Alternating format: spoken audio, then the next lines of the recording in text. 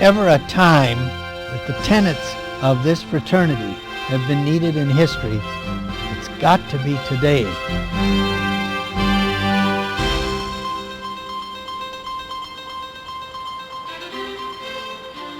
I really want to talk tonight to those of you who are not members of this fraternity. You'll hear references to things like a trestle board, and if you don't know what that is, the trestle board is the architect's board in which he lays out the work for the day that the workmen are to carry out. And anybody who's been in the construction business knows what a trestle board is and the modern version of it. But the idea of having you men in here who are friends and not members of the craft, that's something very new, because the old system, and by old I mean literally for centuries, right up until the most recent decade, the old century was that you never asked anyone to join. Now, why was it secret?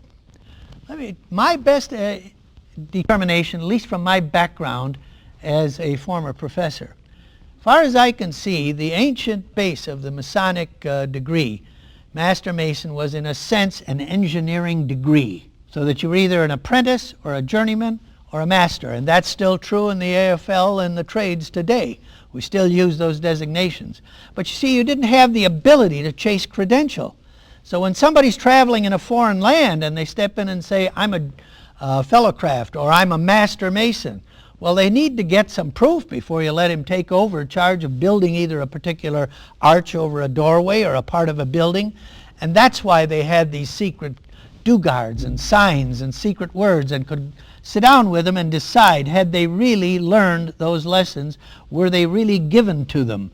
And that's the reason it was passed on, and I really think it was a form of credential that allowed people of the trades, particularly when cathedrals were being built all over Europe, it gave them the ability to travel and be able to prove that they were what they said they were. Because if you don't have your credential, you're dead in the water. And even in modern times that's true if you can't come up with it.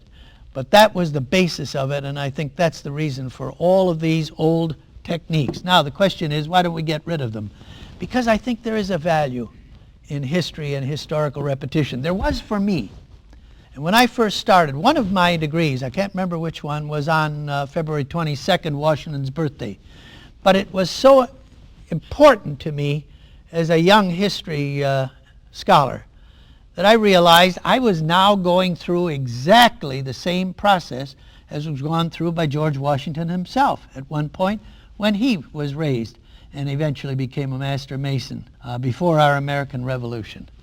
And that was important to me to know that I was walking the exact same steps and using approximately the same wording and getting the same kind of learning and teaching as the founding father of our country. Now, the actual stonemasons, these are the people who built all those cathedrals prior to 1700. And they weren't built at one time. If you go to Westminster Abbey, they'll show you the oldest part, 1069, and then every century or so things got added. The same thing is true if you get to the cathedrals in any part of the world, you'll find out when these things were done. But think of all the craftsmen who created that work and their ability, and that they had formed this kind of union, if you will, a kind of guild and a kind of fraternal organization, but all of them were operative, actual stone masons, people who could take stone, shape it properly, and put it in and make it work, and structurally and architecturally it was proper. Now, what happened is from 1700, we see the end of that period in history, and quite frankly, there are no more great cathedrals being built. Men who were Freemasons, I'll tell you what they were. That meant that they were not tied by indenture or any other thing to some bishop or some cardinal or some prince or some king. They were free. They were free to offer their services to whoever was doing building. And you see, as the cathedrals start reducing in number, these people have got to get on the move to go chasing jobs in order to get employment at the level that they want to be paid, and those were the highest paid craftsmen of the time. They were the Freemasons.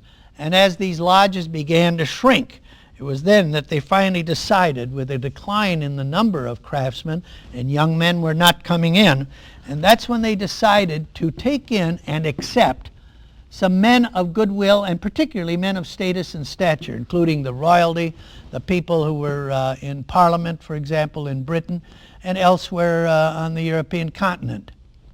And that's why today you have the term free and accepted Masons. The free and accepted now are the builders of a different kind of temple. We're not talking about building physical buildings anymore. We're talking about this temple that I'm standing in right here now in front of you, and the one that you're sitting in as you sit out there in front of me.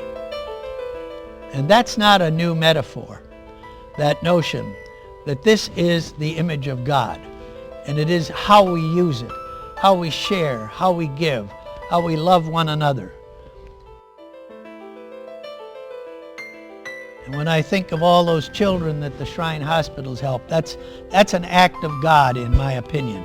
When I think of what's happening now with dyslexic youngsters and what Scottish Rite is doing there, including right in this building with one learning center and another in Madison, and there are now rapidly being built all over the country. What a marvelous thing for this fraternity to be able to do. And it used to do that without ever telling anyone. Well, on that basis, we became a social society, and all the stonemasons' tools, whether it has to do with living by the square or on a level. You all know what a level is? Well, you live on the level. All Masons are on the level when they're in a lodge. Maybe not quite all. My brother Woods was in a Masonic club in the Philippines, and after the island was fairly secure, they had a visit from Brother Douglas MacArthur. And he gave them all a speech with his 5 stars up here on the collar about how in this lodge there is no rank and there are no titles. We are all brothers on the level. But my brother said nobody really went up and said, "Doug, old boy, how are you?" and put an arm around. It is true that we do live by the square, and the square is a major tool of the stonemason. We live on the level, we hope. And we know that on that trestle board is the work that's cut out for us for whatever years we've got left ahead of us. There is no religious requirement in this fraternity except one. You cannot be an atheist.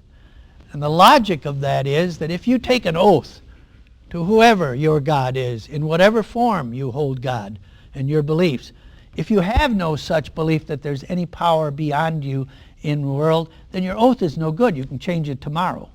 That was the basis of it. And it makes good logical sense to me. But as I look at what's happening now with Muslims and Christians and Jews at each other's throat and about to engage, I think, in a major problem and battle coming up, if there was ever a time that whole concept of tolerance and diversity, and this nation embodies that concept more than any other nation on the face of the earth. Now, where did this nation get it? I'll tell you flat out, there's no question in my mind, it came out of this fraternity, because you cannot separate the history of America from the history of Freemasonry in America. They are one and the same, and let me just point that out to you.